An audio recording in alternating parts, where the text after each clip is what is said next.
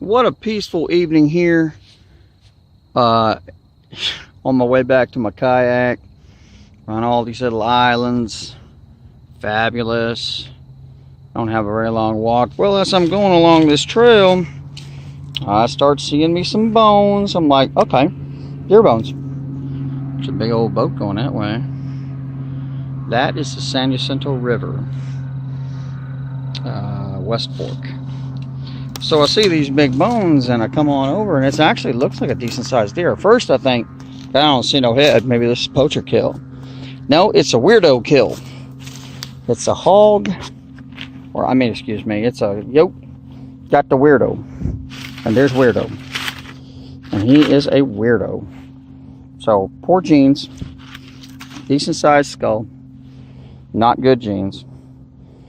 Might have a little flesh on it. Nope, you know what? Velveter. Ooh, it's a velveter. That's what it is. Hey, poor genes. They got a deer who was in velvet and his antlers were developing. And it was a 2-year-old by the size right there in this area. Pedicules of a 2-year-old in this area. Of course, it varies by geographic location and genetics in that area, but generally that is a 2-year-old.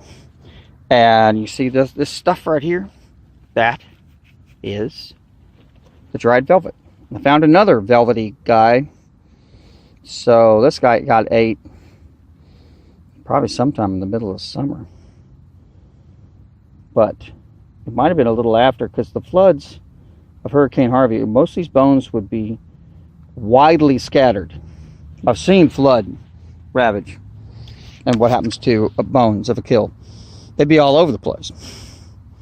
They wouldn't be this scattered. So this probably happened sometime in September. And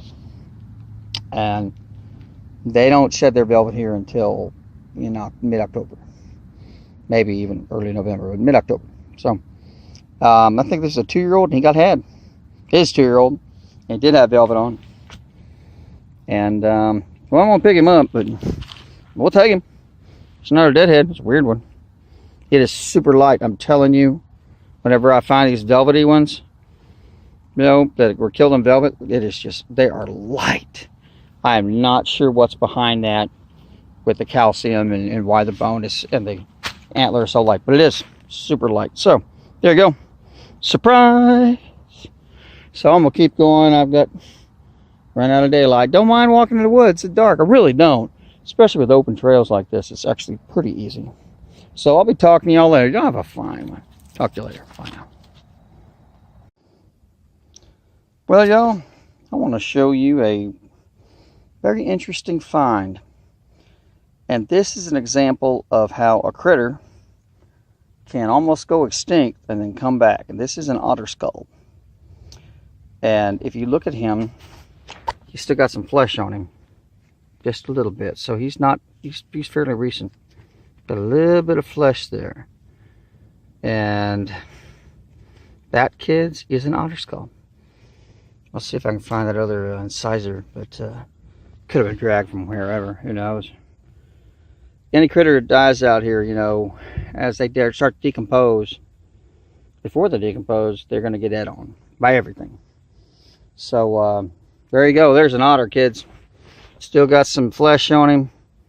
There is a real live otter skull. They're pretty common here in Lake Houston now. And I mean common enough that this will be my 3rd otter skull. And 2nd complete one.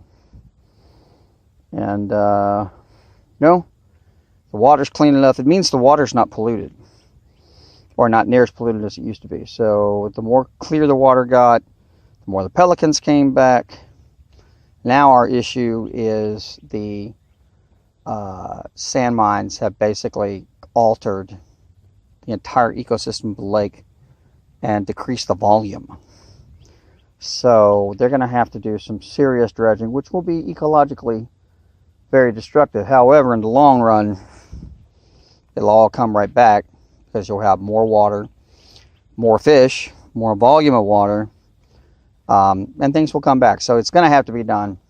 It just is, you know, and plus a city of over 3 million, it's going to need a water supply. So anyway, let me give you an idea where I'm at. It's about an hour before sunset. I'm on an island that was probably in some of the most devastating currents of Hurricane Harvey. I'm talking devastating. Everything in here was death. You know, the water was 15 to 20 feet above what it is now. And you can see the destruction. This did not look like this before August 25th or so. So, beautiful. Gorgeous. Gorgeous place. It's coming back. I got another otter skull. So I'm going to look for antlers. I've noticed it looks like because a lot of bucks got either drowned or stressed right after the flood and they got caught by the coyotes. But you had a shortage of bucks, that's my guess. So you had a lot of does who didn't get bred all at once. Then they'll go back into estrus and the bucks will maintain their testosterone. They won't drop their antlers till much later. So I've seen a lot of buck sign and no freshies in this area at all. And yet the deer are here, so they just have not dropped in this area. Didn't find a lot of earlies this year, so there is your otter skull. Awesome. Hope to find an antler before. And I've got big fish that I have no idea what they are. They're beaching behind me. So it's deep in this channel and shallow at other channels. Some places are shallow and some places are deeper. It's altered everything. It's amazing. All right, well, I'm gonna let y'all go. Y'all have a fine evening. I mean, it's destruction, but it's all new stuff and new refrigerator here. You know, who knows where it came from? So heck, you never know what you're gonna find. You know, there's the remains of a tiki torch. You never know what you're gonna find in the river bottom. So anyway, I'll talk to y'all later. You have a nice one. Bye now.